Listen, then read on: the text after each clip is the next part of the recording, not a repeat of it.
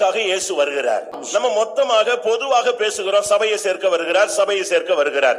இன்னும் ஒரு சிலர் ஆர்வ கோளாறுல நம்முடைய விசுவாசிகளையும் ஊழியக்காரங்களையும் மட்டும் சேர்க்க வர்றாருன்னு சொல்லிடுறாங்க. இல்லாவிட்ட வேற சபைக்காரன் எவனுமே போக மாட்டாங்கிற ஒரு மொத்தத்துல ஒரு வார்த்தையை சொல்லி அவங்களை ஓரம் கட்டிடுறாங்க. இயேசு யாரை சேர்க்க வர்றாருங்கிறத வேத வசனத்தின் அடிப்படையில இயேசு சொல்லிவிட்டு போனதான வார்த்தைகள் மூலமாக உங்கள் முன்னாக நான் வைக்க விரும்புகிறேன். முதலாவது மத்தேயு எழுதின சுவிசேஷத்தை நாம் பார்க்கும் பொழுது 13ஆம் அதிகாரத்தை நாம் கவனத்தில் கொண்டு வரும் பொழுது இயேசு உவமைகள் மூலமாக தம்முடைய ஜனத்தோடு பேச ஆரம்பித்தார். இந்த உவமைகளுக்குள்ளதான் இந்த ரகசியமே அடங்கி இருக்கிறது. உள்ளதான் இயேசுனுடைய ரகசிய வருகையினுடைய ரகசியமே அதுக்குள்ளதான் மறைந்திருக்கிறது. மத்தேயு எழுதின சுவிசேஷம் 13ஆம் அதிகாரத்தை பார்க்கும் பொழுது அங்க விதைப்பையும் அறுப்பையும் குறித்து இயேசு கிறிஸ்து பேசுகிறார். 13ஆம் அதிகாரம் 30ஆம் வசனத்தை நாம் கண்ணோக்கி பார்க்கும் பொழுது அறுப்பு காலம் என்ற ஒரு வார்த்தையை அவர் உபயோகிக்கிறார். யார் அறுக்க போகிறது? விதைத்தவன் தான் அறுக்க முடியும். கண்ணீரோடு விதைக்கிறான், அள்ளித்தூவும் உதையை தூக்கி கொண்டு போகும் பொழுது கண்ணீரோடு போகிறான்.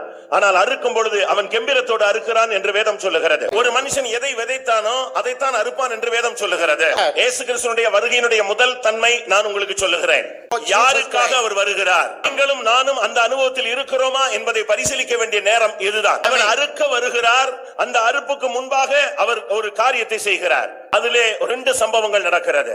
ஒன்று கலைகளாக போய்விடுகிறது, ஒன்று முதற் பலன்களாக போய்விடுகிறது.